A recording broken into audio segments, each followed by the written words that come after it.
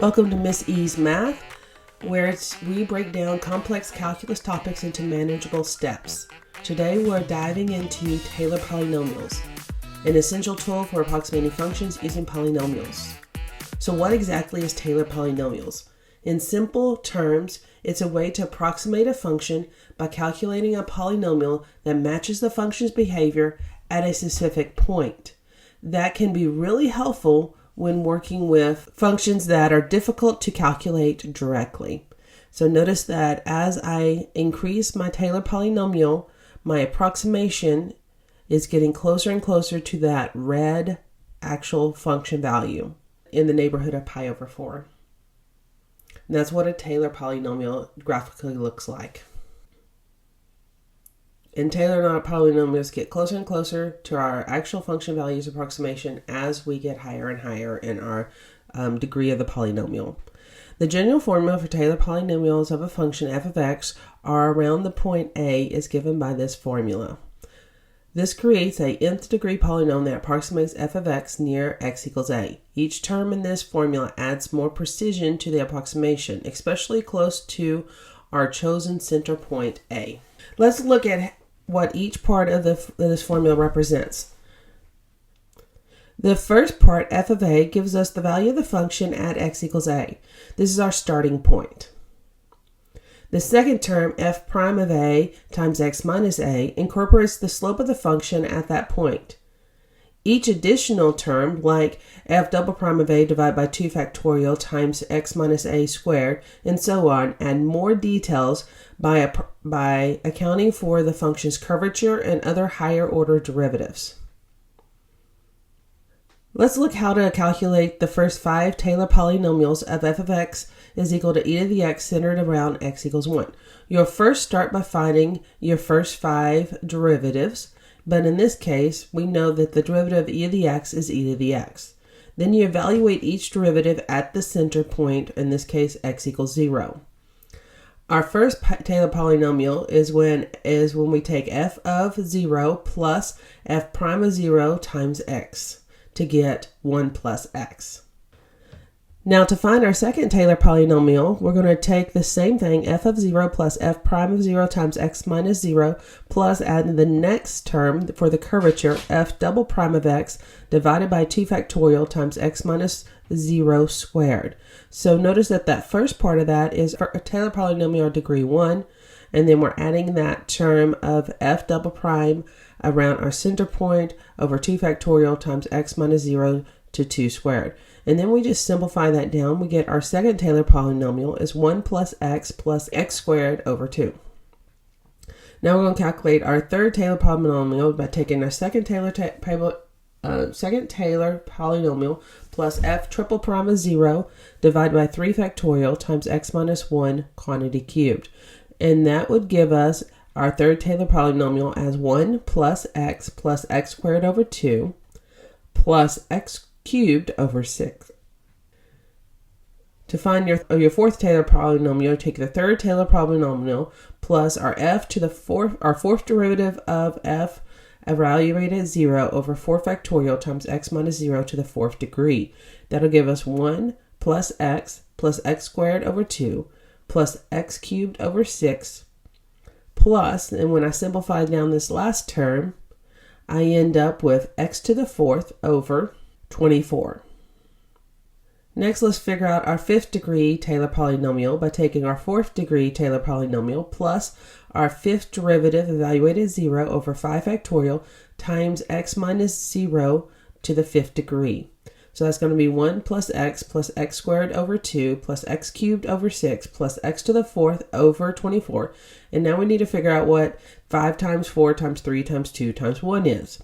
And that will give us our 5th degree Taylor polynomial of 1 plus x squared over 2 plus x cubed over 6 plus x to the 4th over 24 plus x to the 5th over 120.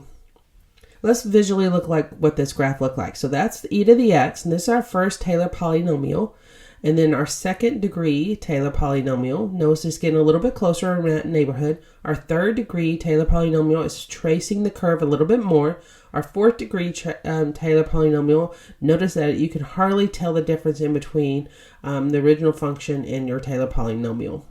you'll notice that our fourth degree Taylor polynomial approximation is extremely close to our original function of e to the x in that neighborhood near x equals 0. That is the power of Taylor polynomials. It gives us a polynomial, which is polynomials are easy to integrate and differentiate, and it gives us a very close approximation, almost exact in that neighborhood near our center of interest. We're going to find a Taylor polynomial degree 4 centered at x equals pi over 4 for the function f of x equals sine of x. To do this, first thing you want to do is you want to find the first 4 derivatives of sine of x. So f of x is equal to sine of x, so that means our f prime of x is cosine of x. F double prime of x is equal to negative sine of x. F triple prime of x is equal to negative cosine of x. The fourth derivative of x is equal to sine of x. Then we're going to evaluate each of these derivatives at our center point, our point of interest for our Taylor polynomial, in this case, pi over 4. Using our knowledge of trigonometry, we get that f of pi over 4 is equal to square root of 2 over 2. And then cosine of pi over 4 happens to also be the square root of 2 over 2. For the second derivative of pi over 4, we would get negative sine of pi over 4, which is negative square root of 2 over 2.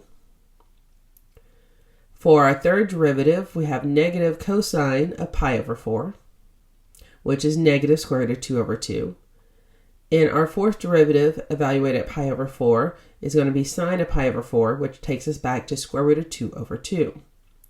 So now that we have that information, we're going to plug that into our Taylor polynomial formula. So our fourth degree Taylor polynomial means I need to take f at 0, which is f at pi over 4, which is square root of 2 over 2, plus our derivative at pi over 4, which is square root of 2 over 2, times by x minus our center pi over 4, plus our second derivative, evaluated pi over 4, which is negative the square root of 2 over 2, divided by 2 factorial, times by binomial x minus pi over 4 quantity squared. And then we take our third derivative, evaluated at pi over 4, which is negative square root of 2 over 2, divided by 3 factorial. And we're going to times that by the binomial x minus pi over 4 quantity squared. Finally, we're going to take our fourth derivative, evaluated at pi over 4, which we found to be square root of 2 over 2, divide that by 4 factorial, and times that by x minus pi over 4 quantity to the fourth degree. Now we're just going to simplify a little bit. Don't worry about getting rid of the parentheses of your center. We want to keep that because that tells us a little bit. So we're just simplifying these compound fractions. So we know that negative the square root of 2 over 2 divided by 2 factorial will give us negative the square root of 2 over 4. To simplify negative 2, the square root of 2 divided by 3 factorial. Well, 3 factorial is 3 times 2 times 1, which is 6. And so if I take that fraction and I multiply it by 1 over 6, I end up with negative the square root of 2 over 12 times x minus pi over 4 to the third degree. Now we're going to simplify the next term, which is the square root of 2 over 2 divided by 4 factorial. 4 factorial is the same as 4 times 3 times 2 times 1. And when we multiply that together, we're going to end up with the square root of 2 divided by 48. And then we're going to times that by the binomial x minus pi over 4 to the fourth degree. And that is our fourth degree Taylor polynomial. So to recap, a Taylor polynomial approximates a function near a specific point. Each term that in the polynomial increases the approximation's accuracy. Taylor polynomials are particularly useful for functions with complex behavior around a chosen point. Thanks for watching this video. If you found this breakdown of Taylor polynomial helpful, give this video a thumbs up and don't forget to subscribe for more calculus tutorials. Let me know in the comments what calculus topics you'd like us to cover next.